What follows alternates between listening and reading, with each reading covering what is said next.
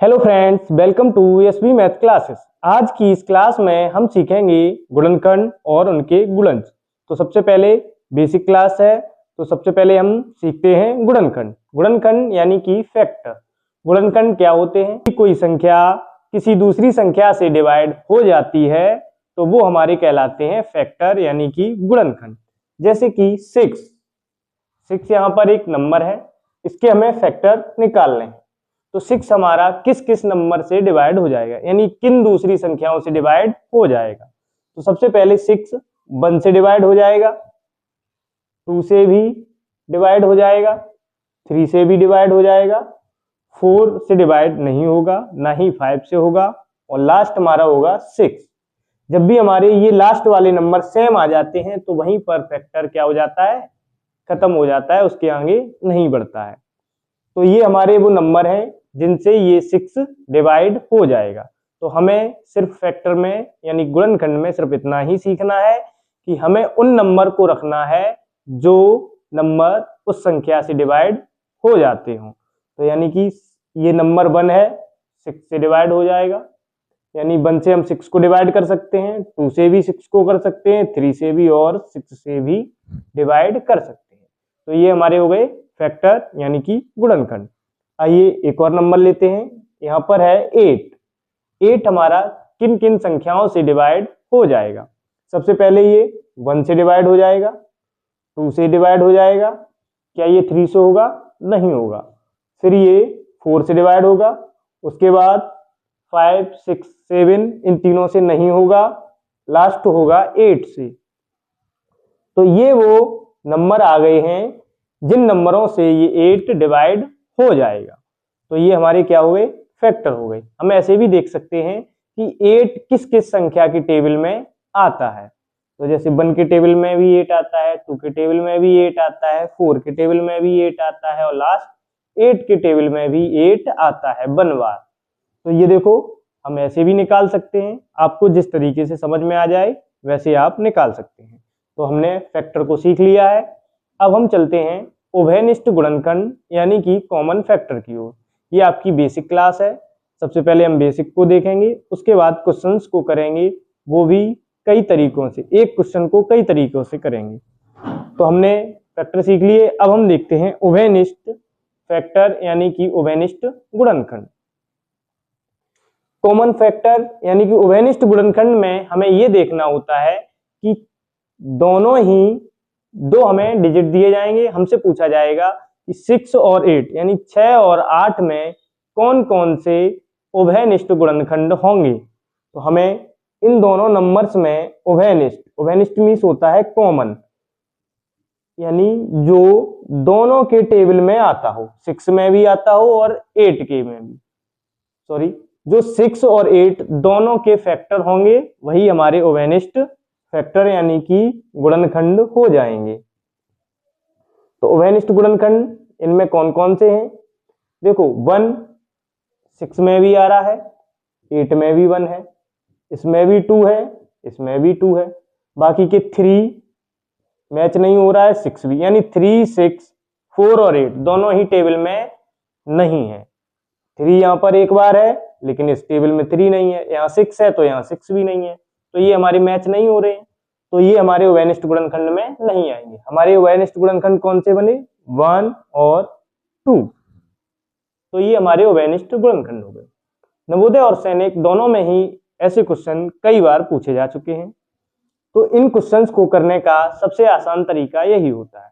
और हमसे ये भी पूछा जाता है कि गुणनखंडों की संख्या बताइए। तो आइए हम ऐसे क्वेश्चंस को भी देख लेते हैं। यहाँ पे हमसे पूछा गया है कि 12 के गुणनखंडों की संख्या क्या होगी। तो 12, यहाँ पे 12 जो है उसके हमें गुणनखंड पहले निकालने होंगे।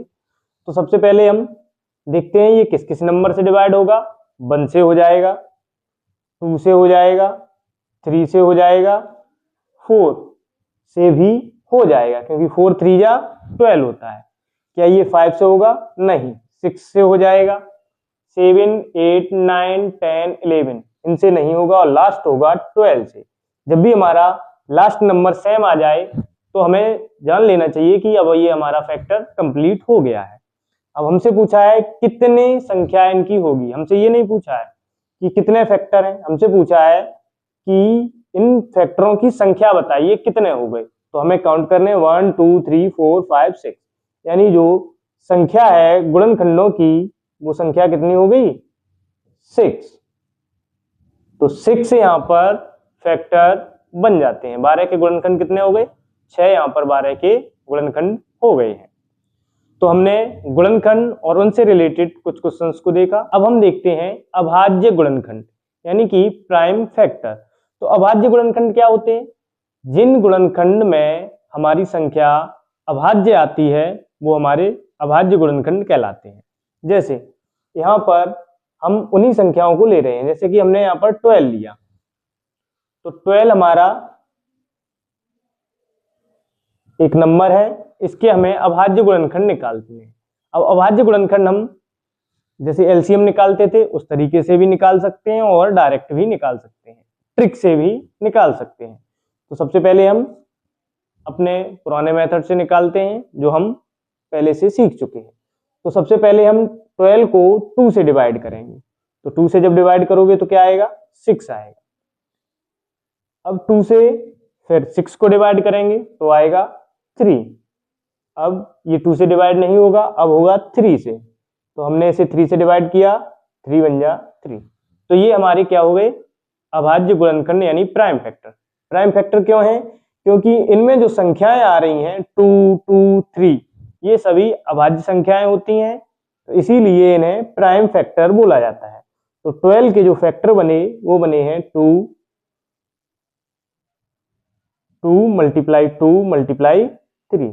तो ये हमारे प्राइम फैक्टर हो गए। इन्हें हम दूसरे और किस तरीके से निकाल सकते हैं? दूसरे हम ऐसे निकाल सकते हैं कि 6 2 जा 12 होता है, तो सबसे पहले 2 आ गया। अब 6 को तोड़ोगे तो 2 3 जा 6, तो 2 मल्टीप्लाई 3। तो हम ऐसे इन्हें बिना कैलकुलेशन किए ही निकाल सकते हैं। तो ये हो गए हमारे प्राइम फैक्टर। अब चलते हैं गुणज यानी कि मल्टीपल की ओर। तो गुणज क्या होते हैं आइए देखते हैं। तो आइए देखते हैं गुणज। गुणज क्या होते हैं? मान लीजिए हमने एक संख्या ली 5, तो हमने फैक्टर में सीखा था कि ये 5 जो है वो किस किस नंबर से डिवाइड होगा। अब हमें देखना है कि इस नंबर से हम किन किन संख्याओं को डिवाइड कर सकते हैं। तो 5 से हम 5 को डिवाइड कर सकते हैं, पूरी तरह डिवाइड हो जाएगा। 10 को डिवाइड कर सकते हैं, 15 को डिवाइड कर सकते हैं, 20 को डिवाइड कर सकते हैं, 25 को डिवाइड कर सकते हैं। तो आपको ये देखने में एक टेबल जैसा लग रहा है 5 बन जा 5, 5 2 जा 10, 3 जा 15, 4 जा 20, 5 जा 25। तो मल्टीपल जो होते हैं उन्हें हम इस तरीके से भी याद रख सकते हैं कि ये एक मल्टीपल टेबल की फॉर्म में, यानी इसमें सेम डिजिट उतने ही अंक बढ़ते जा रहे हैं। तो ये हमारे हो गए क्या मल्टीपल। मल्टीपल क्या होते हैं? जो टेबल होता है उन्हीं को हम मल्टीपल के तौर पे याद रख सकते हैं। तो ये हो गए हमारे गुणज। अब हम देखते हैं उभयनिष्ठ गुणज यानी कि कॉमन मल्टीपल। उभयनिष्ठ गुणज क्या होते हैं? यहाँ पे 5 के मल्टीपल दिए गए हैं, एक और नंबर दिया गया मान लीजिए 6। इन दोनों नंबर्स में हमें उभयनिष्ठ गुणज निकालने हैं। तो सबसे पहले हम ये देखते हैं कि 6 किन किन संख्याओं को डिवाइड करेगा। तो 6 हमारा पहले तो 6 को डिवाइड करेगा 12, 18, 24, 30। हमने 5 गुणज दोनों की लिख लिए। अब हमें देखना है कि 5 के मल्टीपल और 6 के मल्टीपल में कौन सा नंबर कॉमन है, यानी कि दोनों में आ रहा है। तो यहाँ पे देखो 5 10 15, 6 12 18, 24 30, 25 20, अभी कोई भी नंबर मैच नहीं हो रहा है। तो अब हम क्या कर सकते हैं? अब हम इसे और भी आगे बढ़ा सकते हैं। तो हमने 25 लिख लिया, फिर आ गया 5 6 जा 30, 5 7 जा 35। ऐसे ही यहाँ पे भी बढ़ाया हमने 5 से आगे 36, 42। अब देखो इसमें हमें एक नंबर यानी कि 30 हमें यहाँ पर मिल गया है। 30 यहाँ पर हमें मिल गया है, जो कि दोनों ही मल्टीपल में आ रहा है। तो यहाँ पे जो उभयनिष्ठ गुणज होगा वो होगा हमारा 30। उभयनिष्ठ गुणज क्या होगा? 30 होगा। तो इस तरीके से हम उभयनिष्ठ गुणज को निकालते हैं।